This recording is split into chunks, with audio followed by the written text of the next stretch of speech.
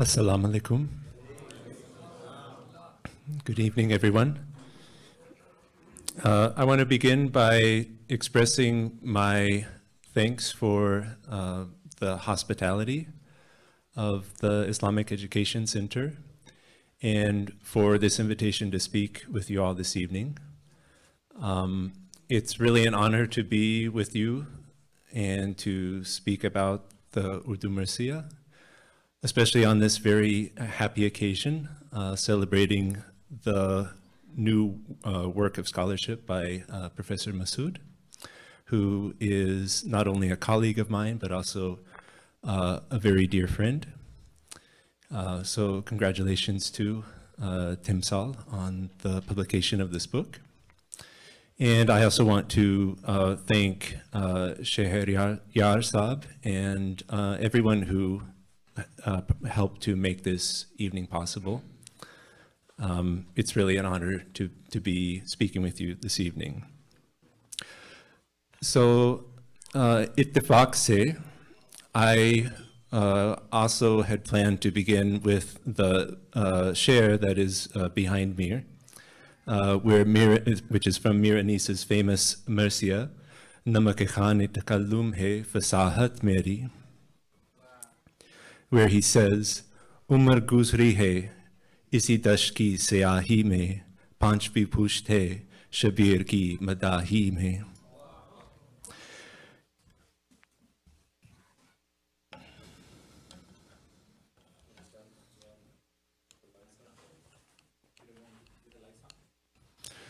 No, I'm fine, thanks. So here Mir Anis celebrates the fact that 5 generations of his family have spent their lives praising Imam Hussein alayhi salam. While what may not be appreciated today is that before Anis, very few poets were able to make their livelihood from their marsiyas full time. It was common for marsiya poets to make their main living as musicians or storytellers, or by specializing in other types of poetry. For example, the grandfather of Mir Anis, Mir Hassan, was a poet best known for his Masnavi, Seher al-Bayan. Similarly, Mir Anis's great-grandfather, Mir Zahak, was known principally as a satirist. Anis and his contemporary Mirza Dabir are praised widely not only for bringing the marsiya to aesthetic refinement, but also for raising Urdu literature more broadly to new prominence. Anis's popular title, Khuda-e-Sukhan, the Master of Discourse, likewise celebrates his status among the luminaries of Urdu. But what exactly did Mir Anis contribute to marsiya and to Urdu literature that earlier generations of poets hadn't? Like all great artists, Mir Anis stood on the shoulders of giants, poets like Miskeen, Sikandar, Dargah Kuli Khan, Fazl Ali Fazli, and hundreds more whose names are lost to history, but who helped to develop the art of the Urdu marsiya.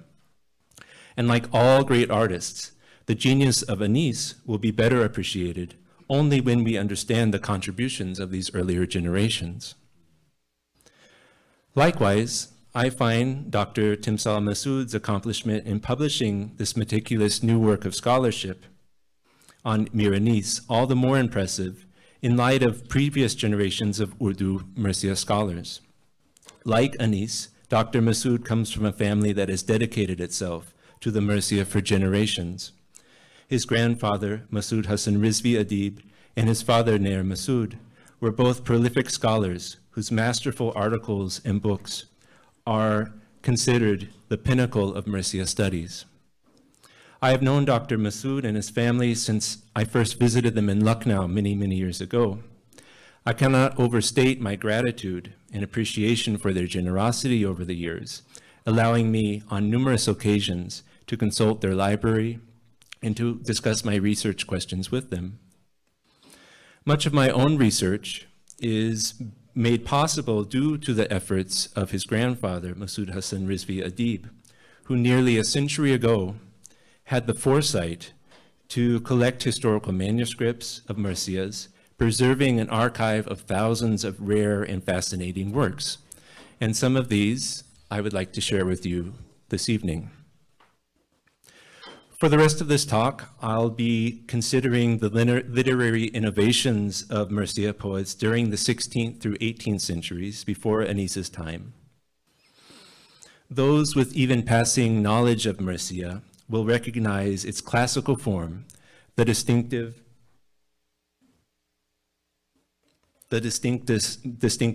6 lines per stanza musaddas. It should be noted that this musaddas form was adopted only in the early 19th century widely by poets. The classical marsiya is at heart a narrative genre, and each marsiya is typically devoted to a single episode of the larger narrative. This was also a recent development in Anis's day, with earlier marsiyas also being rather impressionistic. A typical classical marsiya follows a long narrative and emotional arc, opening with the hero's preparation and farewells before entering the battlefield, and concluding with the circumstances of his martyrdom and the expressions of mourning in the camp of survivors. An innovation of Anis and his generation was to expand the length of the marsiya to well over 200 stanzas, primarily by harnessing the power of narrative continuity. Could I just a little light? So most of what I've covered to this point is well familiar to all of you in this audience. But there are many questions about the development of the Urdu marsiya. Why did poets in the 19th century settle on the musaddas form? Thank you. What forms were employed before this, and why were they abandoned? How did marsiya poets in different regions develop the language of marsiya, drawing from Persian, Arabic, and local dialects like Rekhta, Braj, and Awadhi?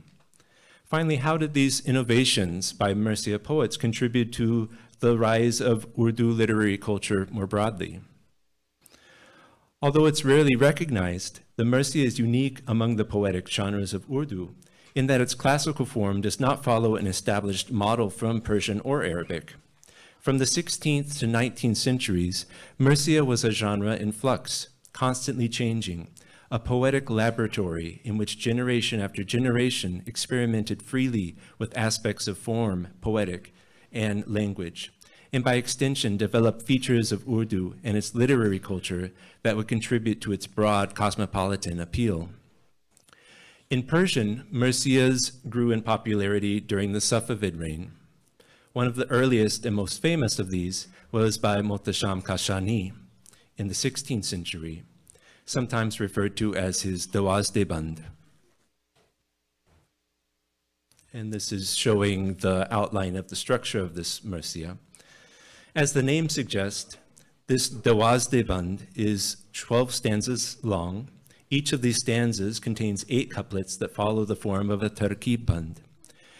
There is little narrative progression over the 12 stanzas of this marsiya. Instead, the composition as a whole presents an impressionistic account of the catastrophic effect of Imam Hussein's martyrdom on the natural world and the heavens, as its verses highlight the reaction of angels and prophets and the lamentation of his family and companions. In South Asia, the oldest roots of the Urdu marsiya are found in South India, where Dakkani Urdu became an important literary language in the kingdoms of Golconda, Bijapur, and Ahmednagar. In the Dakkani Urdu marsiya tradition, the impressionistic, non-narrative style of Muhtasham's Dawaz-de-Band exerted some influence, but generally Deccani poets did not follow the Turki band form. One of the earliest texts in Dakkani, Masnavi-no Sarhar, is a rendition of the Karbala narrative written by Ashraf Biabani of Ahmednagar in 1503, even before Muhtasham. Throughout the 17th century, the collected works of nearly all major Dakkani poets contain mini marsiyas. Most of these are short poems with little narrative or thematic unity, but are very powerful in their expressions of emotion, most of them comprising 5 to 10 verses in the scheme of a qasida. Turning to the north, the earliest surviving marsiyas composed in Delhi date to the turn of the 18th century. Unlike Rekhta poets, who were primarily interested in the ghazal genre, Marsiya poets were largely indifferent to established models in Persian and Dakhani, preferring to experiment with a range of new forms, including the murabba, which became the most common form in the middle of the 18th century. So this is just a diagram of the basic structure of this form. This is a 4-line per stanza structure, which has this rhyme scheme. So the most famous of the poets who wrote in this murabba structure was Miskin, and this is an excerpt from one of his marsiyas.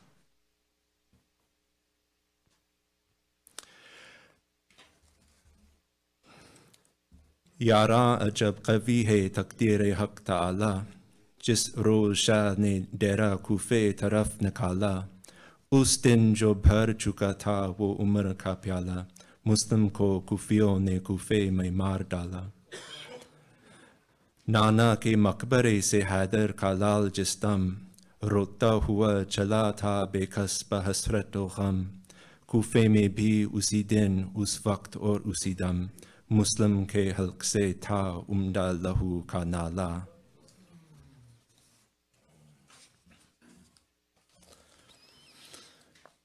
The poet of this marsiya, Miskin, his output was quite prolific. It's said that he filled a box with marsiyas during his lifetime so that a new one could be read each year, even after his death. The growing interest in marsiya in Mughal Delhi was driven in part by the patronage of noble women.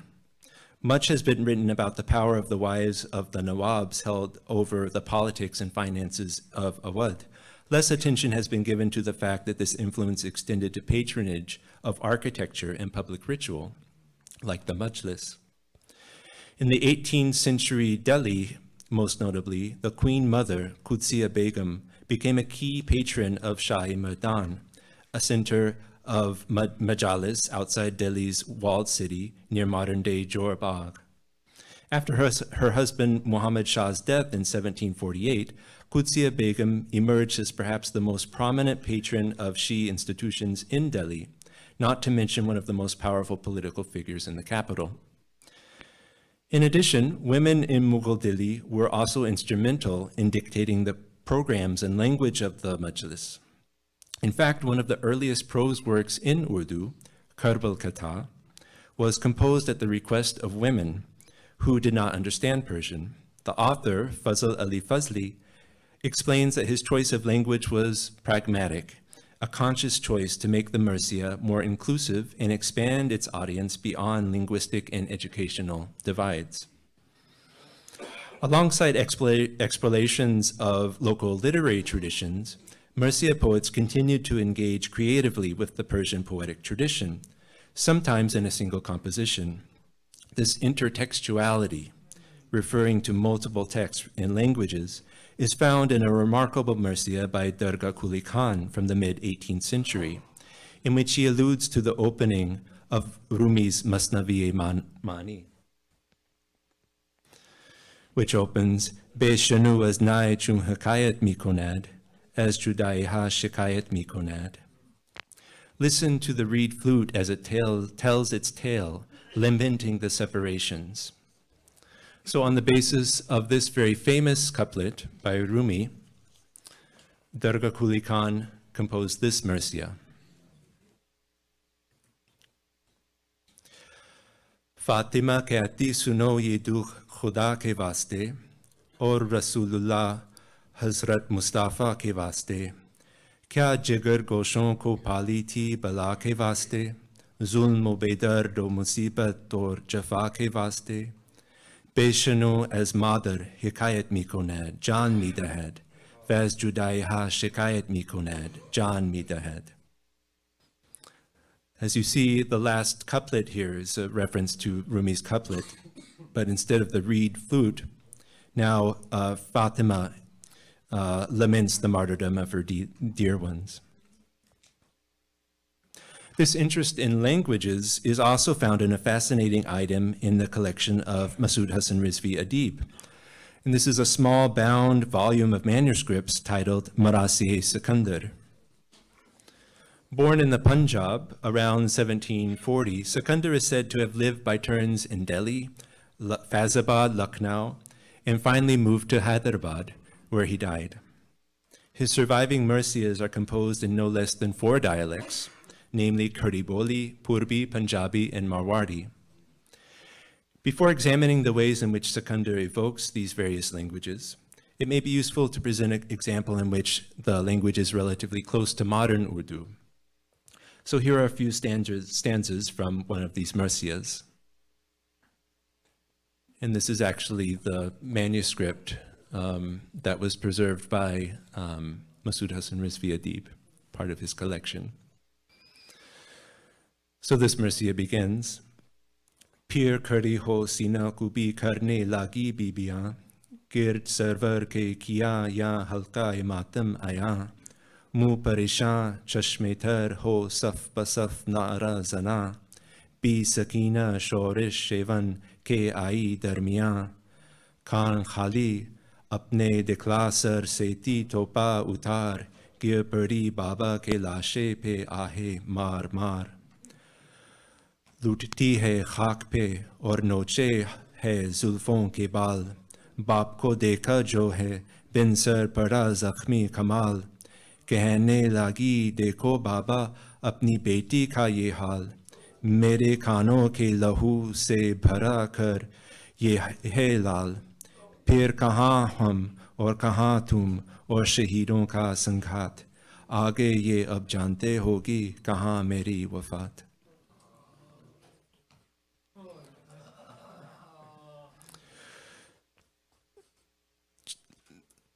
Looking at the language of this marsiya, there's little to distinguish it from the language of modern Urdu today.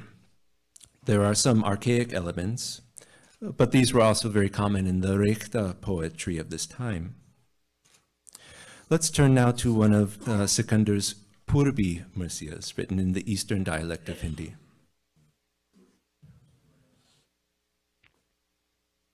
Again, this is an example from the same manuscript collection. Sar peet ke Zainab roat hai, ab toot gayi man ki aasa, kaho kaise mo ko chain pade biran ka halkata pyasa, ghar baar luta aur desh chata koi meet nahi more pasa, chal basiye Zainab wa nagari jahan bir Hussain kiyo vasa, yahan to us khuni jungle mein kukat hu, नंगे शीस खड़ी, तपती है धरती धूप सेती बिनसर है वाकी लोट पड़ी, जाका नाना मुस्तफ़ा पिता शाह मर्दान, बी जहरा का लाडला बीर हसन की जान, टूक की बदली घर आवत है, झरने नीर लगावत है, आंसू पल पल उमड़ावत है, बोचारा में बरसावत है, खाली रैन डरावत है, जीवरा मोरा घबरावत है, आहे हिरदा की जावत है, गम की बिजली चमकावत है, लहू से हमरे कुंबे के भर ताल तलियां चलकत है, घावों से बीर हुसैना के बूंदिया लाली की ढलकत है, या रब मैं हूँ बावरी बेजत हूँ परदेस, जो कोई लिया कुक्ति काला करके base. Here are elements of Purbi, the eastern dialect. You can see with pronouns like mo instead of more modern muj, more, hamre instead of hamara. None of these features pose any problems to Urdu speakers here, nor did they in the past. These were just elements joined with allusions to the conventional imagery of Braj and Awadhi traditional poetry, the desolate wasteland, the dark stormy night, the ornithological similes, all combined to create the mood of Purbi. The most remarkable of Sikandar's experiments is his Marwari marsiya, titled Kai Kari Ab Maha Ko Shaba Ghani Katak Chad Dahai. Here is an example from this marsiya.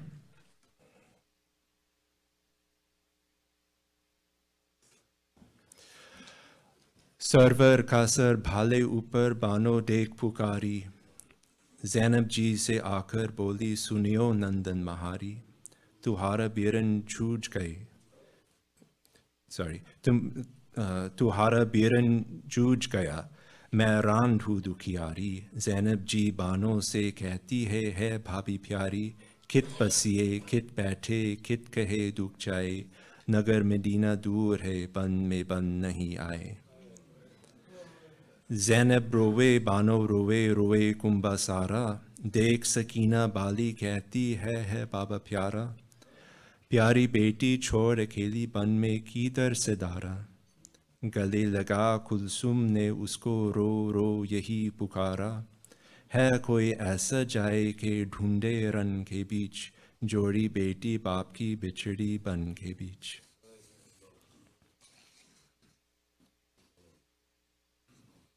So these are just some of the examples of this very interesting marsiya poet, Sikandar, and his experiments with trying to find a language for marsiya during the 18th century. Alongside language, marsiya poets also experimented with different forms. I've talked about the musaddas form, the murabba form. The poet Mirza Soda was also part of this process of experimentation. If you look at the collected works of Soda, you find 80 marsiyas, most of which were likely written after he left Delhi and moved to Farrukhabad or to Awadh, where he settled in 1771. Around 3/4 of these marsiyas are in the popular murabba form that I've mentioned before, in which Miskeen popularized. But there are also many marsiyas in a variety of forms, some including the 6-line per stanza musaddas form that Anis made so famous. Given the rarity of the musaddas in Persian and Arabic, it's worth considering other traditions that may have influenced poets in this direction. Evidence suggests that there was a connection between the musaddas marsiya and local literary forms in the north, just as the center of the marsiya tradition shifted to Awadh in the last decades of the 18th century, just in the decades before the birth of Mir Anis. In manuscripts from this time, many marsiyas are labeled as dohoraband. This term dohora is related to doha in Hindi, which is a couplet associated with many medieval Hindi poets.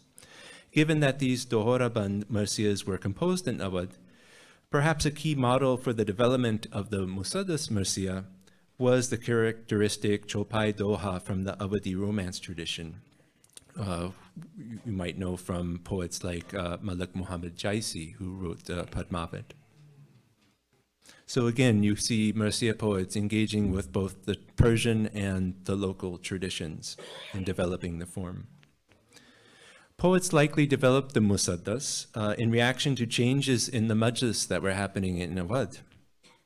Marsiya poets began to rise to great prominence there due to the patronage of the Nawabs, and their recitation became the centerpiece of the majlis.